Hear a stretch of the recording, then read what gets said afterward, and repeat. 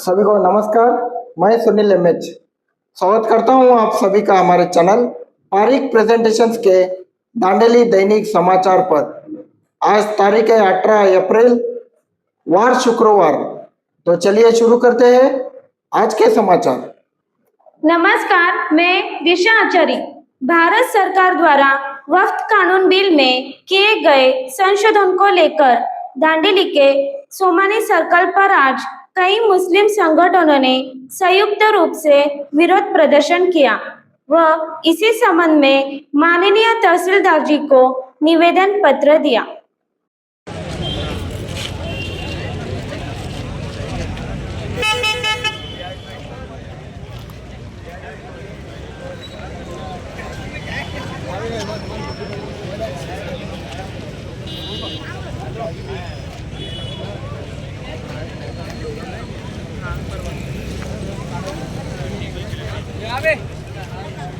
मेरा काम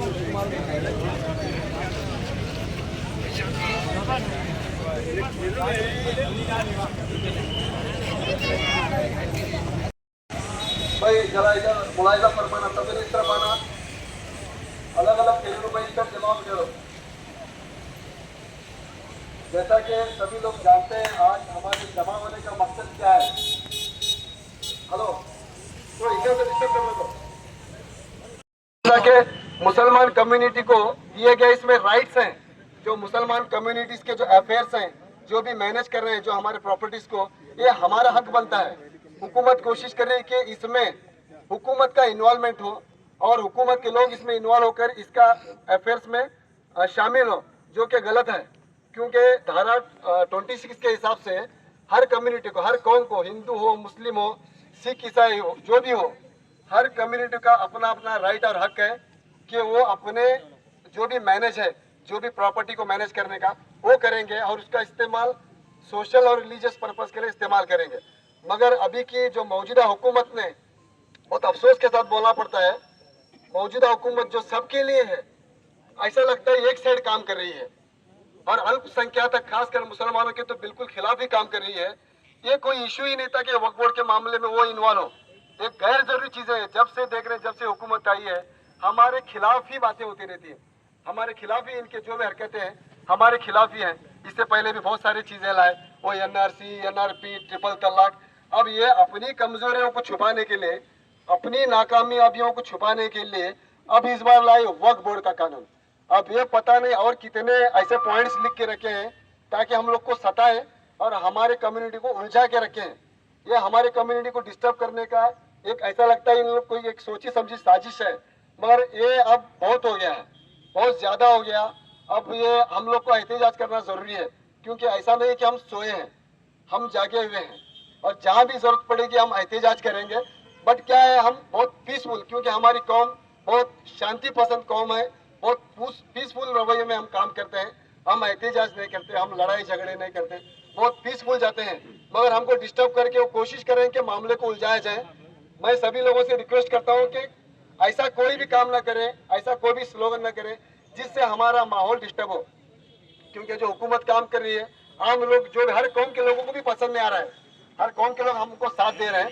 इसलिए हम लोग को भी फर्ज बनता है कि पीसफुल वे में, बड़े मोहब्बत के साथ में ये चीज को पेश करें, अपना एहतिजाज पेश करें, अपना एहतिजाज पेश करें और तहसीलदार को अपना एहतिजाज जो भी नामा देकर भाई यहाँ पर आज जो हम यहाँ पर जुड़े हुए हैं, एक मकसद के तहत में हम सब यहाँ पर जुड़े हुए हैं और हमें जुड़ने के लिए मजबूर किया गया है। आप सब जानते हैं कि इस वक्त मुल्क हिंदुस्तान के अंदर एक बिल लाया गया है जिसको वक्फ अमेंडमेंट बिल कहा जा रहा है और ये बिल ये मुसलमानों की बिल्कुल खिलाफ है। और वक्फ का जो मसला है, हम सब जानते हैं, वक्फ अल्लाह की मिल्कियत है, इसका हक सिर्फ अल्लाह को है। बहुत सारे लोगों ने अपनी जायदादें, अपनी ज़मीनें, बहुत सारी चीज़ें अल्लाह के नाम पर वक्फ किए हैं। इस पर जो हक होता है वो सिर्फ मुसलमानों का होता है। जैसे नमाज एक इबादत है, रोज़ा एक इबादत है, हज एक इबादत है, इसी तरह से वक्फ भी एक इबादत है। जैसे हम नमाज पढ़ते हैं, नमाज का सवाब, एक नमाज पर हमें एक सवाब मिलता है, दूसरी नमाज पर दूसरी नमाज का सवाब मिलता है। लेकिन वक्फ एक ऐसी इबादत है जो ये इबादत जो है ये हमेशा आपके लिए जारी रहती है। ये इंसान के मरने के बाद में भी इसको सवाब जारिया इसको मिलता है। अल्लाह के नबी अलैहिस्सलातु वस्सलाम ने फरमाया 3 चीज़ें इंसान की मरने के बाद भी इसके लिए सवाब जारिया बनती है। सबसे पहले इल्म नाफे है, वो इल्म जिसने किसी को सिखाया और वो उसका सिलसिला चलता रहता है, ये इल्म इसको सवाब देता है। दूसरा वो जो नेक और साले औलाद जो छोड़कर जाता है, ये भी इसके लिए सवाब जारिया है। और तीसरा जो है ये सदक़े जारिया, जो कोई ज़मीन वगैरह अल्लाह के नाम पर वक्फ की जाती है, ये इंसान के लिए सवाब जारिया है और ये हमेशा हमेशा के लिए उसको सवाब मिलता है। ये वक्फ ये शरई मसला है, हम इसको जो है कबूल नहीं कर सकते। क्या भाई आप कबूल कर सकते हैं? चाहे कुछ भी हो, हम जो है इस मसले को बिल्कुल बर्दाश्त नहीं कर सकते, इसलिए कि ये वक्फ ये अल्लाह की मिल्कियत है और अल्लाह की मिल्कियत में हम किसी का दखल बिल्कुल बर्दाश्त नहीं कर सकते। ये वक्फ कोई आजकल का मसला नहीं है, बल्कि ये 1450 साल पहले से ये चला आ रहा है कि हर आदमी अपनी तरफ से अल्लाह के नाम पर प्रॉपर्टीज वगैरह दान करता है, माल वगैरह दान करता है, इसको वक्फ कहते हैं। और इस पर जो अधिकार है वो सिर्फ मुसलमानों का है और हमारी जो लड़ाई है वो हुकूमत से है और इस लड़ाई को हमें पुरअमन तरीके से जो जारी रखना है। तो ये जो हमारी लड़ाई है, ये जब तक ये काला कानून जो हमारे ऊपर थोपा गया है, जब तक ये वापस नहीं लिया जाता, उस वक्त तक हमें लड़ाई को लड़ना है। सब इसके लिए तैयार है ना भाई? सब तैयार है इंशाल्लाह इसके लिए। और ये लड़ाई हमें कानूनी तौर पर लड़नी है, ना सड़कों पर उतरकर, ना किसी मिल्कियत को हमें जो है चोट पहुंचाना है, ना शोर शराबा करना है, बल्कि बिल्कुल खामोश तरीके के साथ में जो है ये लड़ाई हमें हुकूमत के साथ में लड़ना है। और जब तक ये बिल वापस नहीं होता तब तक हम इसका एहतिजाज जारी और सारी रखेंगे, चाहे वो चंद दिन के बाद हो या कई साल इसके पीछे लग जाए, लेकिन इस लड़ाई को हम इंशाल्लाह हमेशा लड़ते रहेंगे। बरकत हो तमाम मेरे भाई और हमारे दांडी शहर के उलमाओं और जिम्मेदार लोगों ने आज तमाम यहाँ पे हम जुड़े हैं। ये जुड़ने की वजह आज वक्फ का एक जो बिल हमारे सेंट्रल गवर्नमेंट से एक जो बिल अमेंडमेंट पास हुआ है, वो हमारे तमाम मुसलमानों के खिलाफ है। इस बोर्ड के जो बिल जो अमेंडमेंट पास हुआ है उसके विरोध में आज हम तमाम जुड़े हैं। ये वक्त जो है, एक हम जो हमारी जमीन, प्रॉपर्टी, आस्ती, जायदाद जो हम वक्त के नाम से दिया जाता है, वो एक अल्लाह के नाम से दिया जाता है। उसके मालिक अल्लाह होते हैं और उस जमीन के ऊपर किसी का हक नहीं होता है। उसको सिर्फ हम पाक काम के लिए यूज करा जाता है। उस जमीन पे मस्जिद, मदरसा, स्कूल, हॉस्पिटल या कोई अच्छे एक हमारे समाज के काम के लिए इस्तेमाल किया जाता है।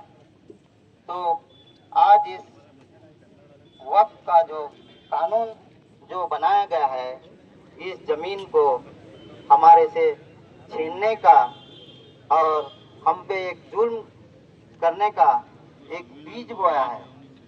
ये आज कानून बनाने आज हमारे मस्जिदों में और हमारे जो कुछ हमारे दीन के, हमारे शरीयत के जो काम होते हैं, उस काम में आज गैर कौम को अगर मेंबर बनाएंगे तो हमें वो क्या फैसला देंगे।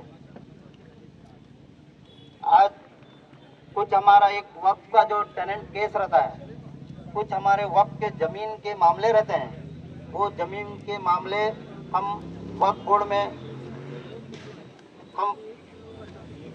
हम वहाँ पे फाइट करना है, हम वहाँ पे दाखिल करना है, वहाँ पे हमारी दाखिला दिखाना है, वहाँ पे हमको कुछ हमारे शरीयत के हिसाब से हमें हमारे रिवाज से हमको एक न्याय मिला जाता है, हमको एक इंसाफ मिला जाता है। तो आज हमारी केंद्र सरकार ने हमें जिला अधिकारी या और कोई सिविल कोर्ट जैसे मामले में ये दर्ज करने के लिए उन्होंने एक कानून बनाया है।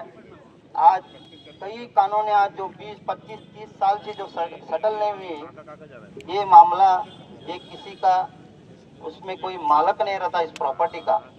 इस प्रॉपर्टी को एक मैनेजमेंट तय किया जाता है, चुना जाता है।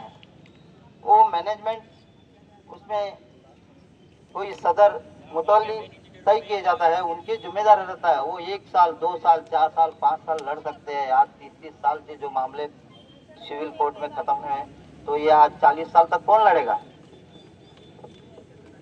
इसी ऐसे जो बिल के अंदर कुछ पॉइंट है, आज हम पूरा नहीं बता सकते।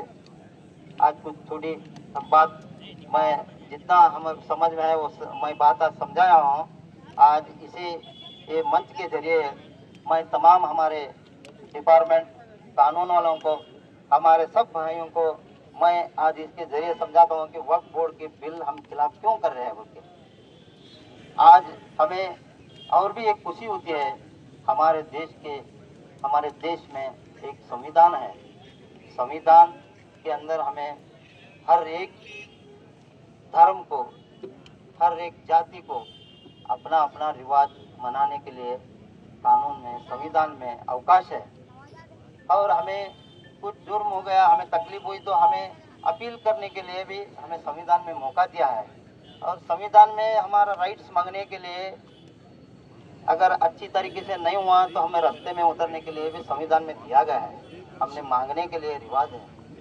तो उसी तरीके से हम कानून के रीत से, कानून के दायरे में हम अपना हक मांगेंगे और कानून को हम एक गौरव, उसे एक इज्जत भी हम देंगे। आज हमें एक और खुशी भी होती है, आज पार्लियामेंट में जब डिस्कस हुआ तो 12 घंटा उसका डिस्कस हुआ इस कानून को लाने के लिए, और राज्यसभा में 14 घंटा डिस्कस हुआ। डिस्कस होने के बाद में वहाँ पे जब वोटिंग की गई, तो वोटिंग के अंदर राज्यसभा के अंदर 128 इस कानून को सपोर्ट किए, 95 मेंबर्स इसका विरोध भी किए थे।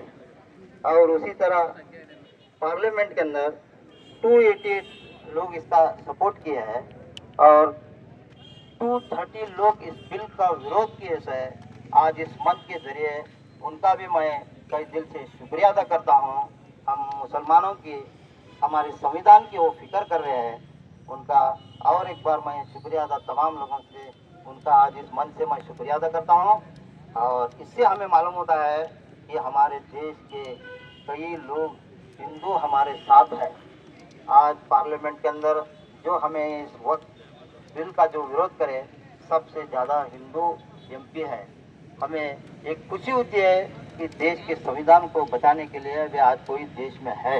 आज 45% इस बिल का खिलाफ विरोध करे हैं और जो पहले जो वक्त का जो बिल है उसे साथ दिए हैं। और कई आज सुप्रीम कोर्ट में भी दाखिल केस है। सुप्रीम कोर्ट ने गवर्नमेंट से भी अब उनसे सुनवाई केस है कि आप जो ये बिल लाए हैं इसके वजह से बिल है, ये बिल तुमने लाए हैं, इसका तमाम को खुला करना है। इस बिल में आप जो लाए हैं तो उसका बिल का क्या है, मौजूद क्या है बोल के वो 1 हफ्ते का टाइम दिए हैं। अल्लाह से हम सब दुआ करें।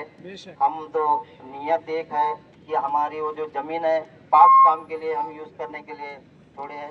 अल्लाह ताला उसको भी, अल्लाह को भी राज़ी होना और अल्लाह को हम राज़ी करें। और हमारी जो भी हो रहा था, हमारी मांगे होंगी, हम हमारे कानून के दायरे में हम मांग करेंगे। आज हमारे पुलिस इलाके और तमाम हमें इसमें कुछ हमें कानून दायरे में रहने के लिए समझाए, हमें बहुत खुशी हुई। ताकि तुम कानून छोड़ के मत जाओ, कानून के साथ में रहना बोल के वो भी हमें आग बता के हमको सब अपना एक कानून का दायरा बताए। उस दायरे में रहने के लिए हमें बहुत खुशी हुई। आज पुलिस इलाके भी हमें साथ दिए है। शुक्रिया। और अंजुमन के तमाम इस जुड़ने के लिए जो साथी हमें, और हमारे अंजुमन फलाउल मुस्लिमीन और अंजुमन अहले सुन्नत दोनों मिल के आज ये हम लड़ रहे हैं हमारे दांडी निकाल में। और अभी हमारे उस्मान भाई एक दो बात करेंगे अंजुमन अहले सुन्नत। अस्सलाम वालेकुम वरहमतुल्लाहि वबरकातुहू। मैं उस्मान शेख आज अंजुमन अहले सुन्नत की तरफ से ये वक्त अमेंडमेंट जो हुआ है उसके खिलाफ में यहाँ पे कुछ चंद चीज़ें बताने के लिए आया हूँ।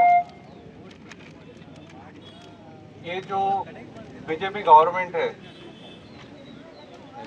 ये जो काला कानून मुसलमानों पे लेके आई है, उसके लिए हम लोग सारे मुसलमान इसका विरोध करते हैं। और एक चीज़ मैं बताना चाहता हूँ, ये जो वक्फ के प्रॉपर्टीज़ है वो 2014 में नहीं है, ये इंडिपेंडेंस से पहले से ही वक्फ होते आए हुए हैं। और यहाँ पे इस देश में जितने भी मुसलमान रहते हैं वो सारे मुसलमान जो है उनको मौका था कि वो पाकिस्तान में भी जाके सेटल हुए, इंडिया में भी रहे।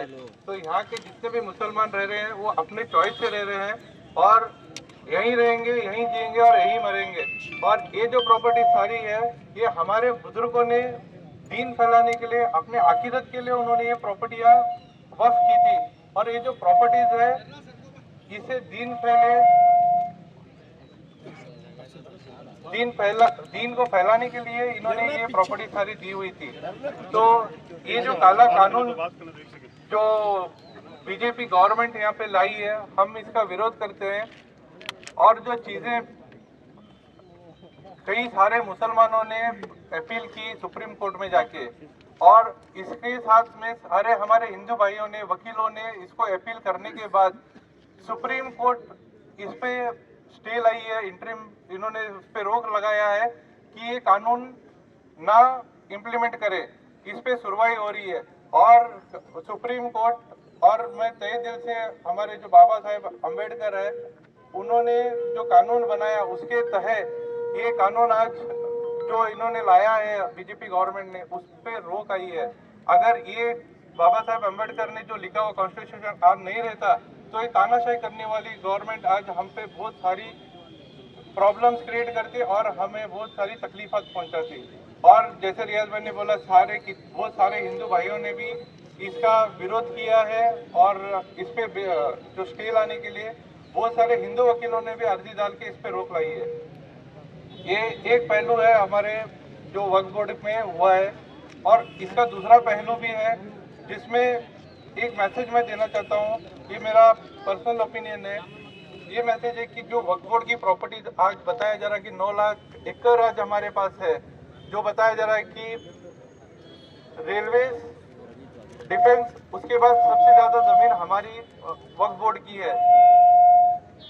जहाँ तक इंफॉर्मेशन है पूरी 9 लाख ज़मीन के अंदर आधे से ज़्यादा ज़मीनें कब्जा हो चुकी है। और जब एक काला कानून आता है इस देश में बीजेपी के थ्रू, तब हमारी आवाम जागती है। पहले इन्होंने हिजाब का मसला लाया, हिजाब का मसला आने के बाद बहुत सारे मुसलमान आगे आए और बहुत सारे इंस्टीट्यूशंस बनने लगे आज हमारे देश में। और ऐसे ही ये जो वक्फ बोर्ड की प्रॉपर्टीज है आज हमारे पास में ही, आपको मैं एग्जांपल देता हूँ, उत्तर कन्नड़ा डिस्ट्रिक्ट में कारवार में जो मस्जिद दरगाह है 33 एकड़ रजिस्टर्ड है, मगर आज उनके पास जमीन सिर्फ 1.5 एकड़ की जमीन उनके पास बची हुई है। और वक्फ बोर्ड के और बहुत सारी जमीन रहने के बावजूद भी वक्फ बोर्ड से हमारी कोई सुनवाई नहीं, और ना ही कोई हमारे इंस्टीट्यूशन है, ना मेडिकल हॉस्पिटल है।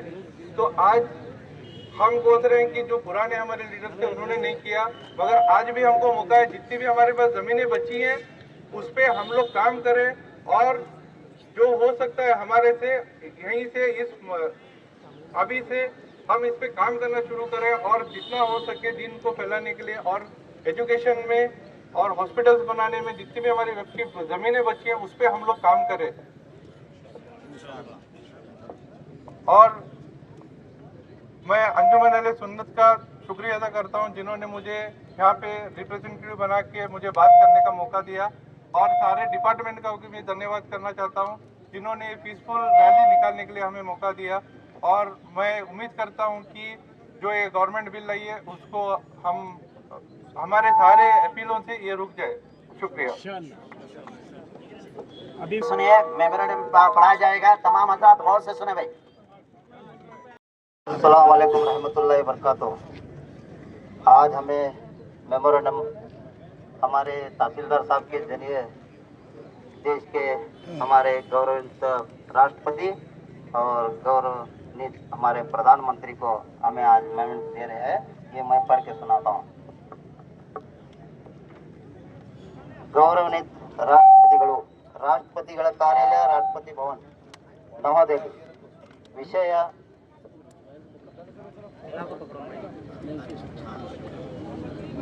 ವಿಷಯ ಸಂಶೋಧಿತ ವಕ್ಫ್ ಕಾಯ್ದೆಯನ್ನು ತಕ್ಷಣ ಹಿಂಪಡೆಯುವಂತೆ ಆಗ್ರಹ. ಭಾರತದ ಸಂವಿಧಾನವು ಸಾರ್ವಭೌಮತೆ, ಅಖಂಡತೆ ಮತ್ತು ಎಲ್ಲ ನಾಗರಿಕರ ಸಮಾನತೆಯನ್ನು ಎತ್ತಿ ಹಿಡಿಯುವ ದೃಢವಾದ ಚೌಕಟ್ಟನ್ನು ಒದಗಿಸಿದೆ. ಇದು ಧರ್ಮ, ಜಾತಿ ಅಥವಾ ಯಾವುದೇ ಭೇದವಿಲ್ಲದೆ ಪ್ರತಿಯೊಬ್ಬ ಭಾರತೀಯನಿಗೆ ಸ್ವಾಭಿಮಾನದ ಬದುಕನ್ನು ಖಾತ್ರಿಪಡಿಸುತ್ತದೆ.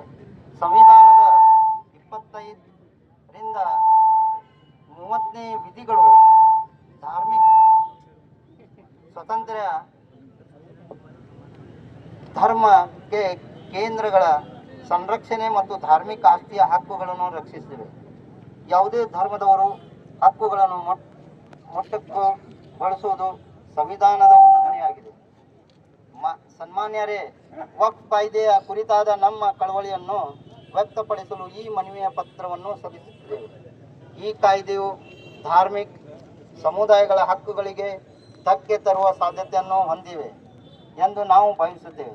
ಈ ಕಾರಣಕ್ಕಾಗಿ ಸಂವಿಧಾನದ ಆಶ್ರಯಕ್ಕೆ ಒಗ್ಗುವಂತೆ ಸೂಕ್ತ ಕ್ರಮ ಕೈಗೊಳ್ಳಬೇಕೆಂದು ಗೌರವಾನ್ವಿತವಾಗಿ ಕೋರುತ್ತೇವೆ. ಅಂಜುಮನ್ ಫಲಾಹುಲ್ ಮುಸ್ಲಿಮೀನ್ ದಾಂಡೇಲಿ ವತಿಯಿಂದ ಭಾರತದ ಸಂವಿಧಾನದ ಆಶ್ರಯಗಳಿಗೆ ವಿರೋಧವಾಗಿರುವ ಮುಸ್ಲಿಂ ಸಮುದಾಯದ ಧಾರ್ಮಿಕ, ಸಾಮಾಜಿಕ ಮತ್ತು ಆಸ್ತಿಪಾಸ್ತಿಯ ಹಕ್ಕುಗಳನ್ನು ಕಸಿದುಕೊಳ್ಳುವ ಸಂಶೋಧಿತ ವಕ್ಫ್ ಕಾಯ್ದೆ ವಿರೋಧ ತೀವ್ರ ಆಕ್ರೋಶವನ್ನು ವ್ಯಕ್ತಪಡಿಸುತ್ತೇವೆ. ಈ ಕರಾಳ ಕಾನೂನು ಲೋಕಸಭೆ ಮತ್ತು ರಾಜ್ಯಸಭೆಯಲ್ಲಿ ಅಂಗೀಕೃತವಾಗಿ ರಾಷ್ಟ್ರಪತಿಗಳ ಅಂಕಿತವನ್ನು ಪಡೆದುಕೊಂಡಿದೆ. ಆದರೂ ಇದು ದೇಶದ ಬಹು ಸಾಂಸ್ಕೃತಿಕ ಜಾತ್ಯತೀತ ತತ್ವಗಳಿಗೆ ಧಕ್ಕೆ ತರುವ ಕೃತ್ಯವಾಗಿದೆ. ಈ ಕಾಯ್ದೆಯನ್ನು ತಕ್ಷಣ ಹಿಂಪಡೆಯಬೇಕೆಂದು ಭಾವನಾತ್ಮಕವಾಗಿ ಮನವಿ ಮಾಡಿಕೊಳ್ಳುತ್ತೀವಿ. ವಕ್ಫ್ ಕಾಯ್ದೆ ತಿದ್ದುಪಡಿಯು ಮುಸ್ಲಿಂ ಸಮುದಾಯದ ವಕ್ಫ್ ಆಸ್ತಿಗಳನ್ನು ಸಂರಕ್ಷಿಸುವ ಮತ್ತು ಪಾರದರ್ಶಕತೆ ತರುವ ಹೆಸರಿನಲ್ಲಿ ಜಾರಿಗೊಳಿಸಲಾಗಿದೆ ಎಂದು ಸರ್ಕಾರ ದಾಖಲಿಸಿದೆ. ಆದರೆ ಈ ಕಾಯ್ದೆ ನಿಜವಾದ ಉದ್ದೇಶವು ವಕ್ಫ್ ಆಸ್ತಿಗಳನ್ನು ಕಬಳಿಸುವ, ವಕ್ಫ್ ಮಂಡಳಿಗಳ ಸ್ವಾಯತ್ತತೆಯನ್ನು ಕಸಿದುಕೊಳ್ಳುವ ಮತ್ತು ಮುಸ್ಲಿಮರ ಧಾರ್ಮಿಕ ಸಂಸ್ಥೆಗಳಾದ ಮಸೀದಿಗಳು, ಮದರಸಾಗಳು ಮತ್ತು ದರ್ಗಾಗಳು ಕಾರ್ಯ ಚಟುವಟಿಕೆಗಳನ್ನು ನಿಯಂತ್ರಿಸುವ ದುರುದ್ದೇಶದಿಂದ ಒಳಗೊಂಡಿದೆ. ಇದು ಮುಸ್ಲಿಮರಿಗೆ ಸಂವಿಧಾನದ ಅಡಿಯಲ್ಲಿ ದೊರೆತಿರುವ ಧಾರ್ಮಿಕ ಸ್ವಾತಂತ್ರ್ಯವನ್ನು ಹರಣ ಮಾಡುವ ಕೃತ್ಯವಾಗಿದೆ. ಮಾನ್ಯರೇ, ಈ ಮನವಿ ಮುಖಾಂತರ ನಾನು ಮಾನ್ಯ ನಮ್ಮ ದೇಶದ ಪ್ರಧಾನಮಂತ್ರಿ ಹಾಗೂ ರಾಷ್ಟ್ರಪತಿಗಳನ್ನು ಈ ನಮ್ಮ ತಹಸೀಲ್ದಾರ್ ಸಾಹೇಬ್ ಮುಖಾಂತರ ಕಳಿಸ್ತಾ ಇದ್ದೇವೆ. ಜೈ ಹಿಂದ್, ಜೈ ಕರ್ನಾಟಕ ಎಲ್ಲ.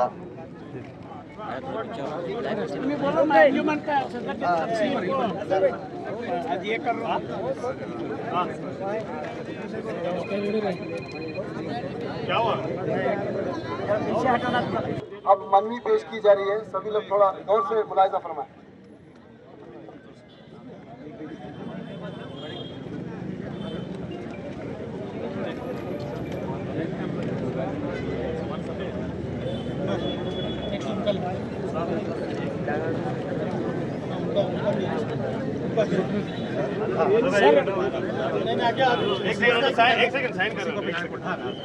ಸರ್ ಸ್ವಲ್ಪ ಎರಡು ಮಾತು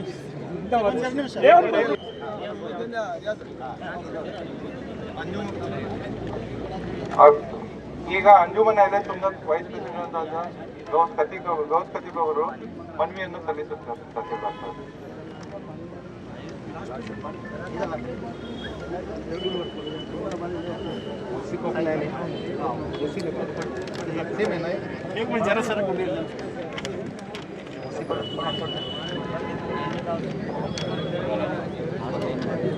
ವಕ್ಫ್ ಕಾನೂನು ತಿದ್ದುಪಡಿಯನ್ನು ರದ್ದುಪಡಿಸುವ ಪಡಿಸುವ ಕುರಿತು ಮೇಲಿನ ವಿಷಯ ಸಂಬಂಧಿಸಿದಂತ ಭಾರತವು ಬಹುತ್ವ ರಾಷ್ಟ್ರ ಜಾತ್ಯತೀತ ರಾಷ್ಟ್ರ ಎನ್ನುವುದು ಸಂವಿಧಾನದಲ್ಲಿ ಸ್ಪಷ್ಟವಾಗಿ ಉಲ್ಲೇಖಿಸಲಾಗಿದೆ ಮತ್ತು ಅವರ ಧಾರ್ಮಿಕ ಹಕ್ಕು ದೇವರ ಹೆಸರಿನಲ್ಲಿ ದಾನ ಮಾಡಿರುವ ವಕ್ಫ್ ಆಸ್ತಿಗಳನ್ನು ಅದರಲ್ಲಿ ನಿರ್ಮಿಸಿದ ಕಟ್ಟಡಗಳು ಮುಸ್ಲಿಂ ಸಮುದಾಯ ಸಾರ್ವಜನಿಕ ಹಾಗೂ ಧಾರ್ಮಿಕ ಉಪಯೋಗಕ್ಕಾಗಿ ಮತ್ತು ಸಮಾಜದ ಅಭಿವೃದ್ಧಿ ಹಾಗೂ ಎಲ್ಲಕ್ಕಾಗಿ ಮೀಸಲಾಗಿರುವ ಭೂಮಿಯಾಗಿದೆ. ಆದರೆ ಇವತ್ತು ಬಿಜೆಪಿ ನೇತೃತ್ವದ ಕೇಂದ್ರ ಸರ್ಕಾರದ ಅದನ್ನು ತಿದ್ದುಪಡಿ ಮಾಡಿ ವಕ್ಫ್ ಆಸ್ತಿಯನ್ನು ಕಾರ್ಪೊರೇಟ್ ಸಂಸ್ಥೆಗಳಿಗೆ ನೀಡುವ ಹೊಣೆ ನಡೆಸಿದೆ. ವಕ್ಫ್ ಮಂಡಳಿಯಲ್ಲಿ ಬೇರೆ ಧರ್ಮವಾಗಿರುವ ಸ್ಥಾನ ನೀಡ ವಕ್ಫ್ ಜಮೀನ್ ಮತ್ತು ಅದರ ಅಧಿಕಾರ ಸ್ಥಳೀಯ ಜಿಲ್ಲಾಧಿಕಾರಿಗಳಿಗೆ ನೀಡಿ ಕಾನೂನು ದುರುಪಯೋಗ ಮಾಡಿ ವಕ್ಫ್ ಆಸ್ತಿಗಳನ್ನು ಕಬಲಾಯಿಸುವ ತಿದ್ದುಪಡಿ ಈ ಮಸೂದೆಯಲ್ಲಿ ತರುತ್ತಿದ್ದಾರೆ. ಇದರ ಹಿಂದೆ ಕೇವಲ ಅಲ್ಪಸಂಖ್ಯಾತರ ಆಸ್ತಿಗಳನ್ನು ಮೆಟ್ಟುಗಳು ಹಾಕಿಕೊಂಡು ತಮಗೆ ಬೇಕಾಗದ ಹಾಗೆ ಬೆಳೆಸಿಕೊಳ್ಳುವ ಹೋರಾಟ. ಅದಕ್ಕಾಗಿ ಈ ಹೊಸ ತಿದ್ದುಪಡಿ ಕಾನೂನನ್ನು ರದ್ದುಪಡಿಸಲು ಮನವಿ ಸಲ್ಲಿಸುತ್ತಿದೆ.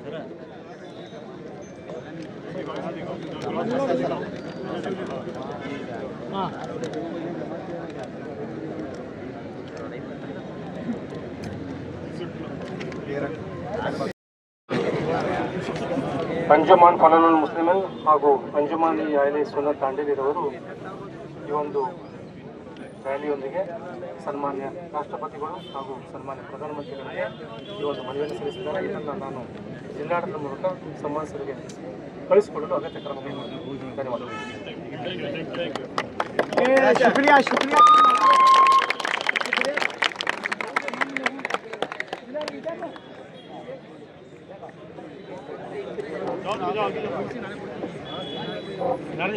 कल जो हमने आपसे सवाल पूछा था उसका सही जवाब है राष्ट्रपति।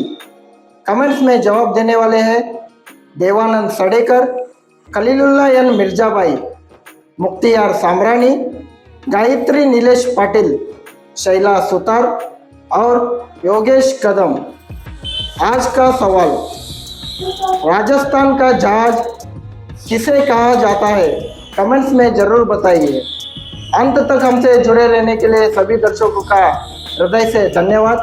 कल फिर मुलाकात होगी हमारे इसी चैनल पारिक प्रेजेंटेशंस पर।